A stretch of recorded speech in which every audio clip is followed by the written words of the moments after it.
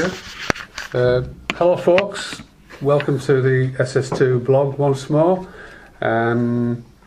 I would like, along with the group today, to talk about anxiety and depression, how that affects them in their lives, but also how it's dealt with within their service or wherever they are.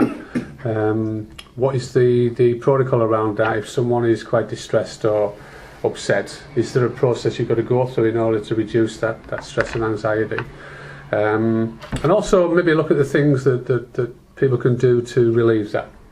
Because everybody, no matter who they are, do suffer from stress, anxiety, depression, yeah? At some point in their lives. It may well be that they probably are and they don't even know it. You know, there's certain ways people are, like say people who move around very quickly. There's a lot of stuff going on inside there that's kind of making them do that. People have obsessive compulsive disorders. They make people do things very quickly, and you know that's also nerves, stress, anxiety. So we're going to talk individually and then openly about this subject. We don't need to get too personal. You don't have to go into your own private problems. Just about the kind of ways it affects you in the course of a day or a week. And I'm going to go around the table first, not literally, as I always say. I'll stay seated while I go around the room.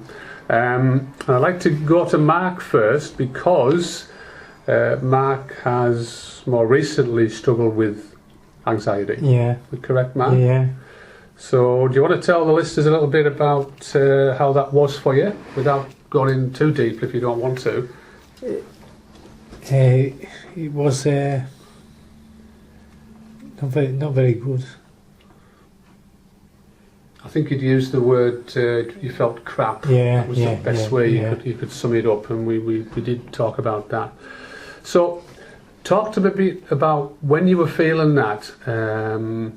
What was in place? I was running away. Yeah, you were running away. Yeah, you mentioned that, and again, that's quite common. You know, people are feeling quite anxious. But what did you do within your environment to help that, to heal it, to get something done about it? What did you do? What was that? I'm on tablets now. I had to go to the doctors again. Mm-hmm. But before that, what did you have to do in order to get to this point now? Were you taking tablets? And I know Shirelle, who I can't mention the name of because she's instrumental in helping you. Shirelle keeps on coming to see us. Yeah, and that's good. Yeah. And that's what's needed. Just on that, I'll open this up now. I'd mentioned about chatting individually, but also opening up to a group. So thinking about that, yeah, any of you that have felt quite anxious and quite depressed or quite nervous or quite worried about something, what did you do about it? What's in place for you? Is there someone to go to you can talk to? What happens if you're feeling that way for quite a while in your own environment, in your flat? What's in place? What do you do? Do you know who to go to, or do you just stop in your flat and struggle with it? What do you do? Support staff. Right, so you got support staff, and then what do you do? What's in place? What do they have to do? What should they do? Help them. Help you. Help you. Right, and how should they help you? By talking to you. Right. And asking what's wrong with you. Mm-hmm. And why you're upset. And what's that give you a chance to do? Tell them how you're feeling. Yeah, you're sharing that problem with them. They might not be able to resolve it. No. But they might be able to get you in touch with someone that can. So say you were quite severely depressed. Yeah, Gary, you take medication. Yeah. It helps to alleviate that. What if you think about this, right, you're really, really stressed, you're really anxious, and there's a lot of stuff going on in your life, and you're really worried, and you've gone to your support staff and you've mentioned this, and bear in mind this is someone that you would be able to talk to, that you get on with. It's quite hard to talk to someone about personal stuff if you don't know them, isn't it? Is that fair to say? Yeah. But if you get on with a member of staff really well, and I'll use an example for you, say Tony. Right. Now, if Gary's really stressed, he knows he can go and sit with Tony, and Tony will talk stuff through with him to help him to get to a better place. Yeah. What would happen if it was more extreme and Tony couldn't do anything about it? Where do you have to take that to? What the member of staff, your support staff can't do with it, it's too crucial, it's too critical, it needs more input. The social worker. It could go to the social worker. Yeah. Someone higher, wouldn't it? Yeah. Don't have to be. Or the manager. The boss. Yes, yes. And then what should that manager do? Trying to help him sort it out for him. No, well, To make him better. Well, so talk to me, Mark. Right. What did you do then? We've talked about, I mean, you were pretty, anxious, you were quite high, you struggled with your health and that. Did you go to support workers to talk about this? Yeah. Right. And then what happened after that? That found the doctors. Right. You went to the doctors, and then what did the doctor do? He put us on tablets. But that was recently. I mean, prior to that, when you because you were quite unwell for a while, if I remember rightly. Where was it taken to when you were regularly telling people you weren't feeling so good? Where did it go to? Was anybody else involved with that until we got involved? Was anybody else involved? Jonathan. What happened next? He took us to the hospital. Mm-hmm. And that, if I remember rightly, the tests proved to be negative. Is that right? Yeah. Yeah. So what happened next then, in order to get to where you're at now? What was done? Took blood off us. Yeah, and they all proved to be fine. For fine. But this particular condition was anxiety, wasn't it? Yeah. Now, the last time you went to the doctors, if I remember rightly, you were going specifically about your anxiety. Yeah. And then the doctor gave you tablets to help to manage that. Sherelle comes in regularly to make sure you're okay. Now, is that something that would work for you? Yeah. Yeah? Yeah. Has it ever happened for you, Jen? When you feel angry and quite stressed and depressed? Come on, Tracy, tell her. We've had no carer. Right, so because Trey's actually not in, although she is kind of, on this particular day, caring for you, she wouldn't actually be part of your support network. Yeah? So, who else would you contact if it wasn't Trey? You. Right, if it wasn't me, because bear in mind, I'm talking about your service, not about us, although I do see you as someone that we give a service to. Who would you contact if you were feeling really low and quite depressed, quite anxious? The manager. Yeah, and then when you're in the manager, what happens then? Actors come out and help us, but sometimes they don't, half of the time. So then that just gets me angry more. So if the manager can't come out, who else should come out to see you? Well, nobody, because I haven't got their numbers or I need to phone. So, can you see now, for example, that really isn't anything in place, and there should be a protocol in place where people, if they're in crisis, they're quite depressed or whatever, that there is someone that can go and sit with them and talk to them. Yeah? Now, Jen, you live on your own anyway, so I mean, Gary, you're in a slightly different situation, but that situation with Mark there, where someone takes them to the doctors, tells the doctor how the person's been feeling, follows it through, and then after that has a regular one-to-one with them where they come out to see them. It's a bit like you at the moment, Gary. We've got a situation where you have your one-to-one with Dave. Is that something that should be more common within the services, do you think? More time with people? Yeah. To talk through your worries? Yeah. Yeah? The one piece. Sorry, Nigel? One. Yeah, the ones that, yeah.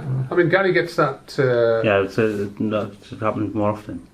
Well, I think so. I mean, obviously it could just be a little chat, just in passing, Maybe that might take a few minutes to calm that person down, might be not a great deal, but then it might be a bigger issue. So there needs to be things in place whereby there's a protocol you follow. Yeah? I can't deal with this, the client's quite depressed, what do we do next? And a manager has a responsibility to actually follow that through in some way, shape or form. It might be getting a clinician involved whether it be council or whatever, that can sit with them and talk Oh, things through. Yeah? It should happen more often, but unfortunately it doesn't. I'm going to, before I move on to Gary, I'm going to look at some things that were drawn up in times gone by about structure and routines. This ties in with your projects, funnily enough. Structured routines. Who on this table has a structured routine in their homes or whatever they're at? Who has a routine that they follow every week? I have. What's that routine, Jen? You'll have a shopping routine, won't you? That's on a Saturday. Yeah. My shopping. So that's part of your structure. Through the week, on a Monday I do cookery. Yeah. Tuesday I go to Carlisle. Wednesday I'm at yours. Mhm. Thursday I go to bingo on Thursday night.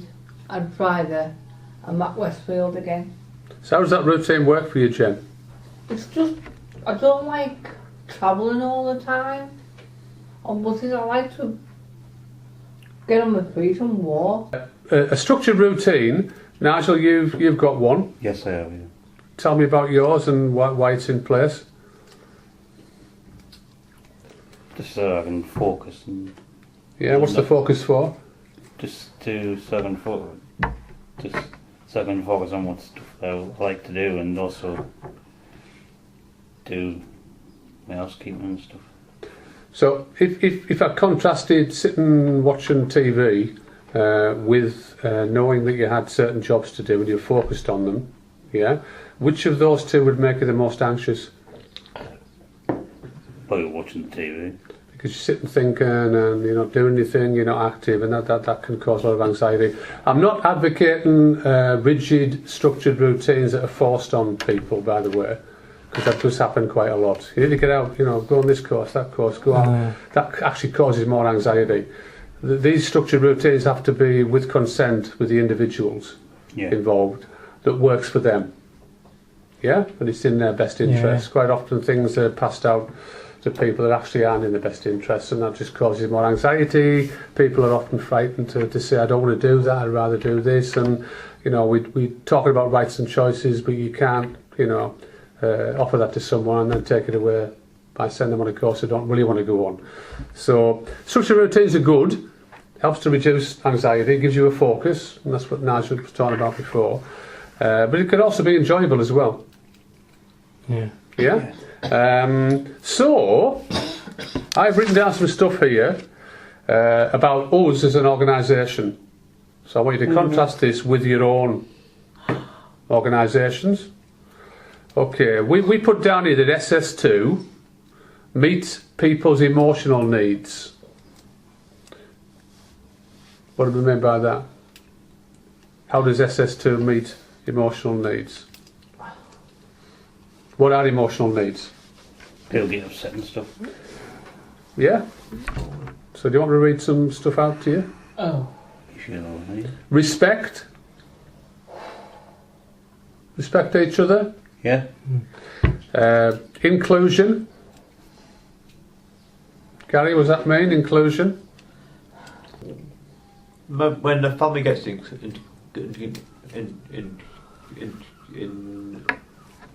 when the families are getting involved in my care. Yep, that's inclusion, because you wouldn't deny people that right. You'd expect love in some way you cared about. You'd expect some kind of companionship, feeling valued. Yeah, you'd expect to be understood. Yeah, take the time to listen to you and try to get a handle on what you're saying and what you would expect. Protection. I mean, obviously we use the word safeguarding in definitely. upper echelons, but it's about protecting us, together when we're out and about or in here. Dignity. Yeah, I mean, a simple thing like, you wouldn't expect someone to go to the loo there and then ask them to leave the door open while they're in the toilet, because that's not, some people actually don't like to go to the toilet and have the door shut on them because of previous historical things that they've encountered, but you wouldn't do that, you know. So tone of voice we've got down. Maybe know what I mean by that, about meeting people's emotional needs. Is that like for friends? You know, how would we address each other? How Yeah. would we talk to each other? What tone of voice should we be using? Well, just a level. You wouldn't be expected shouted at. No, definitely. You know, If they're talking to you on a level, you talk back to them on a level. Yeah, it's about respect. Yeah, it's you know, care. You just keep it at a level where you can talk. Yeah, I mean, it might be you disagree with someone, and then that person, you know, gets quite angry and upset, even defensive because you've disagreed with them, and then they start to raise their voice. That's not, you know, That's not nice, no. how people are, and so pace as well when you're talking to someone. And one of the worst things is if you're doing an activity and someone says, "Oh, come on, you need to get that done. Come on, hurry up, we've got this to do." You know, you wouldn't expect that kind of pace. You know, you'd expect a measured pace with that person, because we wouldn't like that ourselves. So, you know, you wouldn't hurry people. "Oh, come on, give us your ear, I'll do it." You know, there's no room for that, is there? No. So we've also put down about confidence. And I think you've asked the question, do you feel confident enough and you don't feel anxious about saying how you feel within this environment?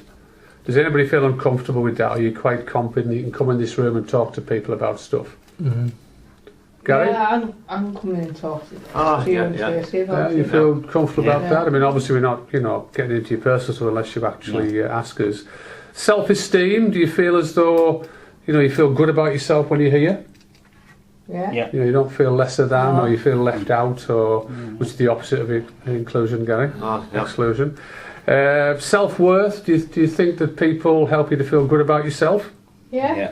Social inclusion, do you think that you're included in social events that we hold? Yeah, because Yeah. you're talking to us. You know, when we go somewhere to Carlisle or Yeah. Wixon or whatever, you know, we're Yeah. all kind of keeping everybody else involved. Do you ever feel excluded from anything? Do you ever feel as though you're not being involved in something that Well- other people are doing? Now, we had an example of that last week, Jen, where I spent time with Nigel and Mark about their anxiety and the ways we could help. And then you'd noticed that, and you'd actually asked if we could do that today for yourself. And did we do that today? Did we talk? Yeah. Yeah, we talked about your anxiety. So we do try to reduce any apparent exclusion. What about choices made? And Does that mean you can do remember, if you can't and you're not allowed to, or you haven't got the skills to make an informed choice, that can also make you anxious and stressed. Yeah. Because you want to ask something, you want to say something, but you don't know how. And there's an onus on your service to actually enable you to do that, to make an informed choice. And I don't mean through the advocacy route, where you can do anything you want. I'm talking about proper guidance with someone, and, you know, giving them the chance to say something they'd like to say, or get a second person to say it for them. Yeah? Because there's no room for demanding advocacy in this organisation, I'm afraid. So you think you're able to make a choice, and that choice is managed. Yeah. Yeah, you don't feel as though, you know, you can't make a choice here. Has anybody got any concerns about that? I'm asking now because, you know. You can make a choice, yeah. Yeah, you feel okay to make a choice, Gary, when you're here? Yeah. Yeah. I did pay him earlier to say that. Do you feel when you come along here that you actually belong here with your friends? Yeah. Yeah. Yeah. You know, when you get up in the morning, it's a Wednesday, and you know it's SS2 day. Do you look forward to seeing your friends? Yeah, I was happy today when I got up this morning. Yes, I'm going to see my friends. Yeah, and I think we put down there a sense of belonging, and that's what that is. It's you know, when you go somewhere, you know you're wanted, and people look out for you, and that's a massive that, and I've built it up over a period of time. We looked at improving the personal image because personal image can also cause anxiety if you're too fat or you're too thin, or you're getting bullied about the things you wear. That can cause you anxiety. Right. Yeah. Yep. Communication. Yeah, we always enable people to communicate as fully as they can, because that can also cause anxiety. If you go to a meeting, say for instance, you're called into a meeting, and all these, posh people are sitting around, all the upper echelons, and you're sitting there like that because it's about you, but you haven't got the skills to speak up, then it's up to everybody else in that room to enable you to speak. Yeah? And to be able to make decisions assisted with that. And I think we tend to cover that as best we can, don't we? Do you think you get a chance to work things out if there's something wrong here? If there's a problem you've got, do you think you get a chance to reason, rationalise that, to work it out with another person? It might be, you mentioned before, Jen, with Trey. Yeah. Do you think you've got that medium to do that? If you're feeling quite stressed, you can go to someone and say, hey, I don't feel so good today. Yeah. Can we have a bit of a chat? Is that, do you think, in place? Yeah. Yeah. Yeah. Is that important in any service? Yeah. Yes, yeah. Because if it's absent, and again, I'll bring in staff here. If it's absent for staff, that's going to cause stress for them, which will then cause problems for them and the client. Because if you're stressed and anxious yourself, you're not going to be working as well with the client, because you're not actually that motivated, you're not so good. Yeah? And I'm a big proponent of making sure in organisations that people are given that time to talk about how they're feeling. If you're going to work on a long, such as Kim there, on a long 24-hour shift, and you're pretty battered from the previous shift, there has to be time for you. Yeah. Yeah? Yeah. You can edit that. And, we aren't just talking about the client's needs here, we're talking about the staff needs as well. The staff also need all those things. To feel valued, to feel accepted, to be understood, to be shown dignity, to be protected, to be respected, not to be talked to like they're just something on the bottom of someone's shoe. Yeah, because all those things, if they're actually put into place, you will have a much better system. Okay, and as we go along with this charity, as we build it up, that's exactly what we're aiming for. Yeah, and we're going to widen this awareness, and hopefully people get on board when they read the blog and say, well, hey, yeah, we could do that. Why aren't our people happy? It's probably because you're not doing this. Yeah, so that will help in some way. So I'm now just going to round off. I'm going to go around the table again, not literally, to look at individual anxieties and depressions that people experience, what you do about it, and what we could do about it here. Yeah. Other services I've got no control over, but that will be transferable to them. So, Mark, we discussed yours, didn't we? Yeah. Yeah. Were you happy with the way that worked out? Yes. Because we were obviously involved in that as well. And I'm pleased about that, because I'm looking at you now and you're much better than you were going back some weeks ago. Yeah. And now when Mark comes along, if he's feeling good about himself, he can participate more fully. Yeah. And I've always been a big proponent of making sure people are right before they actually start doing things. Yeah. That's crucial. Yeah. And I mentioned earlier about Kim, when you're doing long shifts. Yeah. If you're going in and you're pretty battered from the previous day, your day's not going to start very well. No. It's going to be quite difficult. But if you give someone time before they start work to talk through these things, then it'll be a lot better. Yeah? Okay. So, Gary, how have you been of late with your anxiety, etc.? Not that bad. Not that bad, it's good. No. Well, obviously, if it's not that bad, it's going to get lost between the good and bad and the ugly. So why do you think it's settled down a bit now of late then, Gary? What things have been done to help reduce that? Oh, night riders back on MySpace. Why did I not know the answer to that? Okay, that's good, yeah. But what about the situation with Mum? Is that slightly better? Is that reducing your anxiety a bit? Are you getting down more often? Oh, no. Right.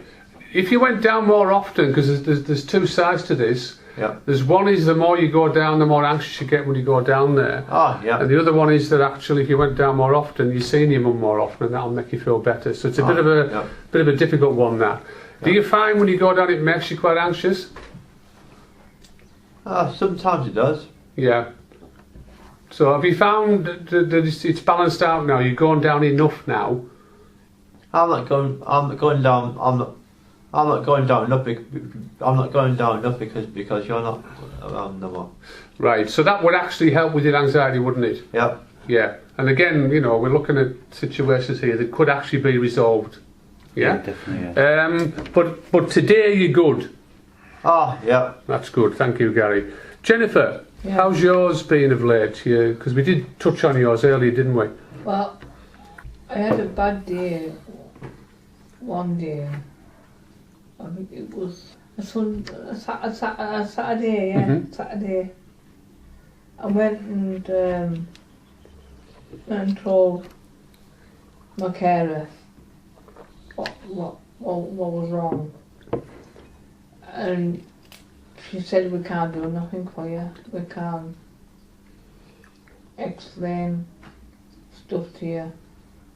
And I asked her to go down to the doctors to explain to the doctor, and she said, no, you can't. You can't go down. So is But this... there's nothing to do. There's nothing they can do for you. Well, I mean, there actually is. I mean, obviously I'm not going to get into to what your service do or don't do. If you've expressed those feelings that you're not feeling so good, and, you know, I mean, do you want to tell me a little bit about what those feelings were, Jen? One of them was because somebody upset me. Was this outside of your Yeah. house? Yeah. And you took that back home with you, those Yeah. feelings, yeah? And then the other one was, went into my bedroom, pulled the curtain down because I was in the bad room, and then I just started crying in my room for a bit. What does that sound like to you folks in that situation with Jen? Because bear in mind she lives on her own and she hasn't always got a staff member there, and not necessarily a big circle of friends around either, really, Jen, down there, have you? No. So what do you think that was then? And how should it be managed? How should that situation be managed for Jen? She's just talked about anger, she's talked about sadness, she's talked about fear. Yeah? She's took it to someone, and again, I'm not getting into the politics side of this. I mean, there's always two sides to a story, but I've said many times before about things being put in place for Jen, and we are going to build on that over the coming weeks, Jen, as well. Yeah. What do you think should have happened in that situation where Jen got to the point where she's pulled the curtain down because she's angry and upset about things that have happened? What should happen? You go phone someone and come down to help. Yep. To talk to her. Yeah, phone somebody, which I think you did, didn't you? Yeah. Yeah? And then what should happen next? That person should come down and see what was wrong Yeah. with the way she pulled the curtain. Yeah, and you don't have to be trained in you know, conflict management or challenging behaviour. It helps to be trained in it, but sometimes just as a person, you can bring someone down just by the very way you are. So the member of staff comes down to Jen, and what should happen next? Given that the member of staff comes down, that is, what should happen next? Because there should be some protocol in place for Jen. It's actually safeguarding as well. If she's having a difficult time, feeling quite angry, quite sad, quite frightened or whatever, there should be something written down in place that happens as soon as she brings up.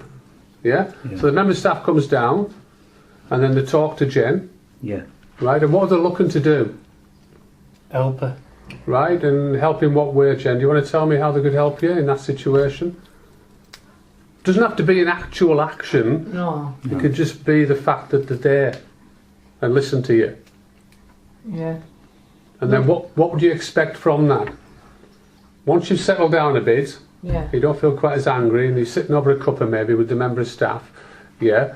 What should happen next, do you think? Because quite clearly you've I could get a little bit better with the carers and whoever's there with us. right, but what should happen? And I'm going to have them to listen to us what I've got to say to them. Right, so you mentioned the doctors. Yeah, and they said no. Right, now, Nigel, you can come in now. Yeah. Okay, Mark, obviously as well. Yeah. We went through a similar process with Nigel. I think I went with you that day to the doctors, if I remember rightly, although I think you've been, Nigel, haven't you? Yeah. And we talked about what, Nigel, with the doctor? Because you reached the point you were getting angry, you were quite lonely, you were quite sad. And we went along that day, and what happened? Can you remember? I told the doctor what happened, and then prescribed the medication. Then Yeah, they gave you some medication. It was citralopam, I think, Yeah, and some other ones you've got as well. yeah. And that was to manage Nigel's anger, sadness, fear, loneliness, etc. Yeah. To get into a better place, so we could put things in place to help him to manage that. So, has that ever happened for you, Jen? I'm not prescribing this, by the way. I don't take any medication anyways. I went to a doctor on my own and I asked him, is there anything to calm us down? And he said, no, we've got nothing to give you. You don't need tablets, there's nothing wrong with you. I said, well, end of the day, how do you know? You're not even there at the end of the day. I said, I always get angry because I'm mad because I'm on my own. I told him straight. He still wouldn't give us nothing. So what do you think should happen then in Jen's situation? Bear in mind, I'm not prescribing tablets to Jen because that's outside my remit. Do you think that Jen needs input in some way to help her to cope with these situations? Yes. Yeah. Right. So Jen, again, I can't prescribe to you, but by now there should be something built in on a regular basis with your consent, yeah, that helps you to handle those situations, but also to know why you're getting to that point. Because sometimes anger can occur, you don't even know why you're angry. Yeah, it could be a number of things.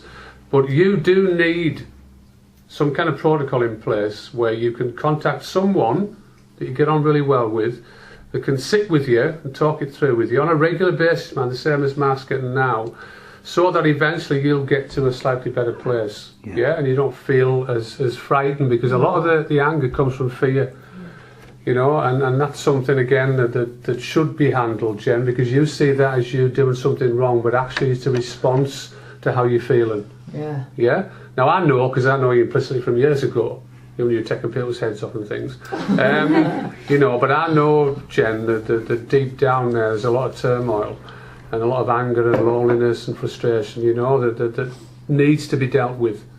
Yeah. Now I'm going to work with that here with you, because I do have that control. Yeah. But it would be nice if we can transfer that to your service so that you're getting that input. Yeah. Because a lot of times you're going off and you're going with people, you're doing that or whatever, you talk a lot, you get quite frustrated, you get angry. They're all things to do with how you're feeling. Yeah. Yeah? So we will work on that. If Pauline's came down one day to talk to them and she helped us out. This should be regular, this should be in place. But it's not there, I don't get the same care all the time. Yeah, well, I mean, don't start me on that one, because we could be here for a long time.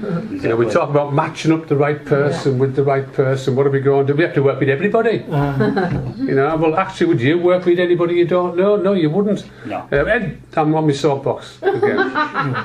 Just don't delete that, you can leave it on.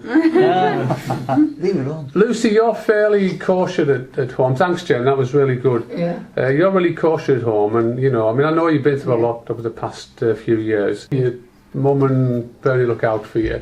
Do you do things yourself if you feel a bit anxious or a bit flat? Do you do things to... Yeah, but what did Annie say to you? You watch telly in peace, you like your soaps, don't you? Yeah. Okay, I think we've cleared that one up. So before we get into Pedestrica, No, I won't go I'll leave that one for later. Thank you, Lucy. Nigel, we kind of touched on yours earlier, but We did, yeah. you can, you know, just tell us a couple of things now about, you know, how you've been managing the anxiety and how it's kind of made you feel. Felt okay about it, yeah. And how are you managing it? What things have you got in place now from myself and Trey that's helped you to manage it? Meeting up with you. Having contact with people, yeah, which Yeah. is what I touched on before with Jen and Lucy before they got into combat. As well. Yeah? And coming here and maybe going out and about and then doing the training as well. Because the training's been a massive for you, hasn't it? Yeah. That's something to focus on. And I can do it on my own as well. Well, yeah, I mean, it's built in now. Someone that just, I'll do some weights or something, or do some exercises, Mhm. and then have something to focus on, something to do. So you mentioned earlier about you'd gone to see Jack, and you had a bit of an odd, I think it was the word you used, odd. An It odd was day. Did it cause you a certain amount of anxiety that day when you found out that Jack had to endure that and she wasn't really happy about it? it did. It was What do you think caused the anxiety? maybe seeing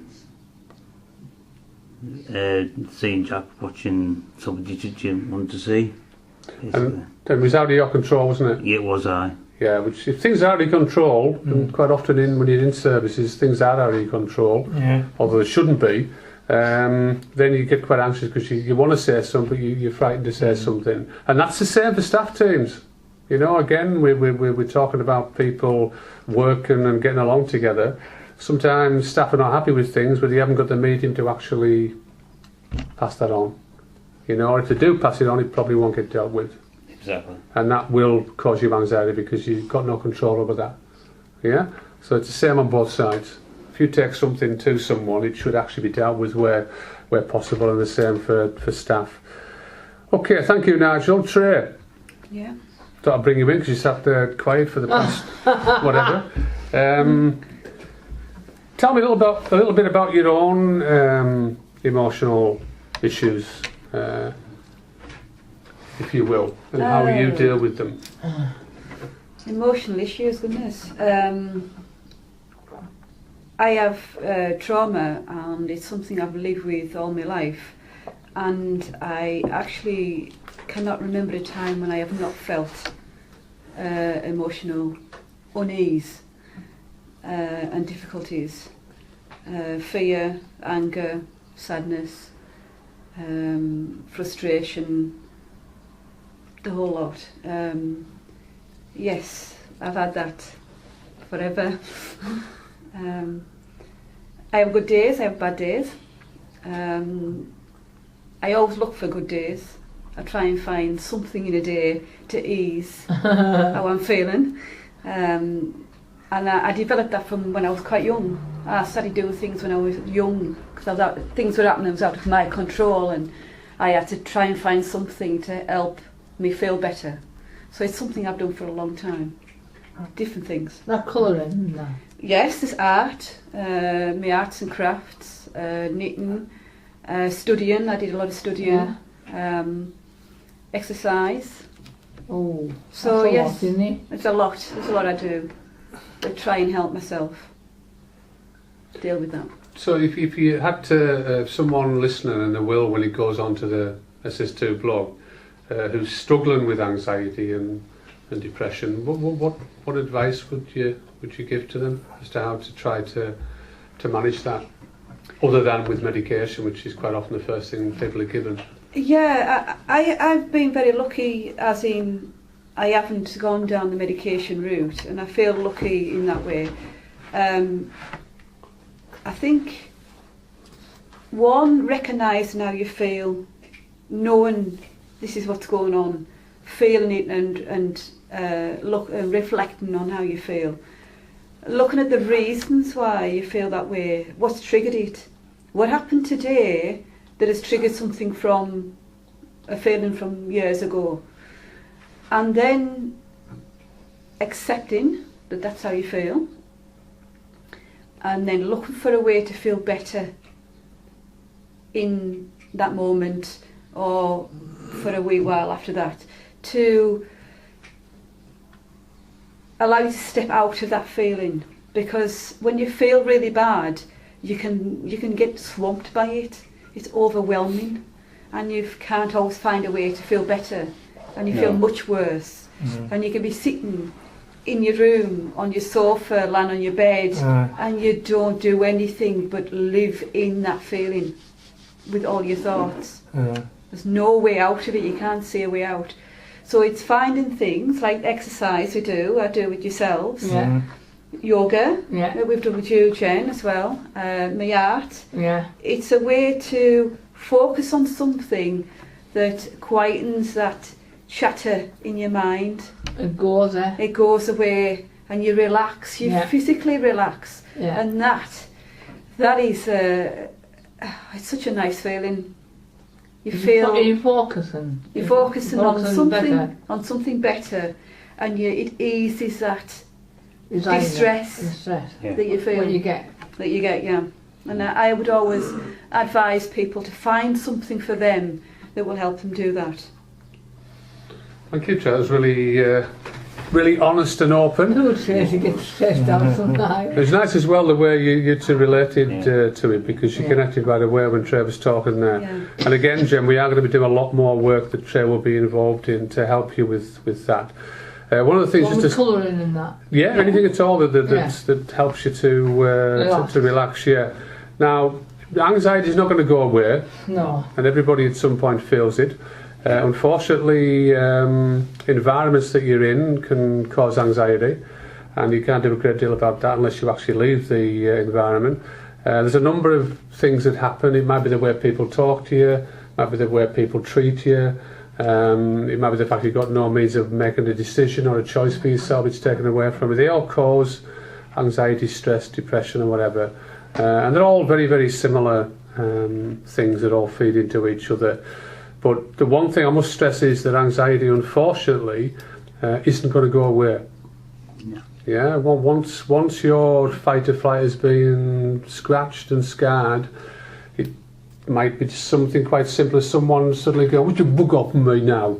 Yeah, and off it goes again. Yeah. You know. So this is not a complete panacea for all the ills of anxiety. This is about saying, right, look at it, accept it, deal with it, work with it, and then, move on. But also knowing what it is that's causing it. And I mean, we had a classic one with Jen, and this I remember as a Catholic boy when I was young. It was always, "See me after school, Brannigan." Now, what are you causing there for the child? Anxiety. Arguing. Why didn't you tell the child what was wrong? I'll tell you what, leave them all day, worry about what's wrong, and then when they go there, they'll hit them with it. Now, that for me is not taking care and attention of another individual, a human being. Yeah. What should have been done was deal with it there and then. Yeah? Because at school, if you're called to see the headmaster, you've probably done something wrong. Yeah. Yeah. And if you don't know what you've done wrong, you create an anxiety within yourself. All right? So it's not just about your own anxiety, it's about what you do with other people and how you make them feel that could potentially cause them anxiety. Yeah? Because immediately when we asked Jen to come across to have a chat about it, what was the response? You said, "What have I done wrong?" Yeah. Yeah. Now, probs, Jen, you've been exposed to that quite a lot, and that's left you with anxiety. In this environment, if ever we've got an issue or there's a problem, we will talk to you right away. And we will talk to you in a way that values you, respects you, you can understand it as well, and we'll reach a fruition. That's how you should deal with people. Anybody who asks somebody to come and see them at a certain time but doesn't tell them what it's about, they actually are control freaks. They need to have that control because they're so insecure in themselves, they need to do things like this. Yeah, well, ask them in. Yeah, make them wait, let them stew. There's no room for that in any organisation. No. Yeah, and definitely not in this one. So, we'll round off. Yeah. How did that feel, talking about stress and anxiety? Alright. Was I? Yeah. Has it made you stressed and anxious, Yeah. talking about it? This afternoon, Yeah. we're going to be looking at the stuff we talked about earlier on. Yeah. But we are going to come back to this Yeah. because we're going to be looking at coping strategies and things you can do to alleviate it and help it. Yeah. Okay? We'll do some reading, Harry. We are this afternoon, Jenny. Yeah. So thanks everybody for your honesty. That's Yeah. a wrap. Please check this out on the SS2 blog when you can. And again, as I always say, if you've got any comments, we'll only accept the good ones, Yeah. and the bad ones we'll just delete. Yeah. Okay, thank you. That's a wrap.